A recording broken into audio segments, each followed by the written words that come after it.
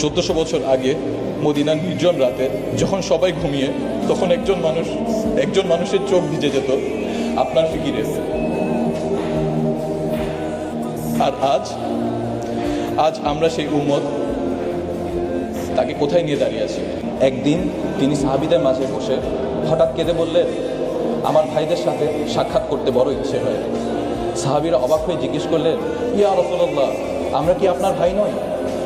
তিনি বললেন, তোমরা তো আমার সাহাবী, আমার ভাই তো তারা যারা পরবর্তীতে আসবে, আমাকে না দেখেও তারা আমার প্রতি ঈমান আনবে। তিনি আপনাকে ভাই বলে সম্বোধন করেছেন।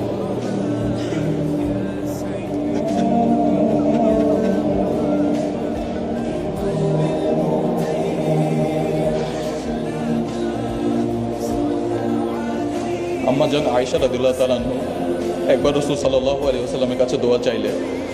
তিনি এমন মন ভরে দোয়া করলেন যে আম্মা জান খুশিতে হেসে ফেললেন। নবীজি তখন জিজ্ঞেস করলেন, আয়েশা, আমার দোয়া কি তোমাকে আনন্দ দিয়েছে? আম্মা জান বললেন, অবশ্যই। তখন তিনি বললেন, আল্লাহর কসম, আমি প্রতি সালাতে আমার উম্মতের জন্য ঠিক এই দোয়াটিই করি। চিন্তা করুন, প্রতি সালাতে তিনি আপনাকে বলেননি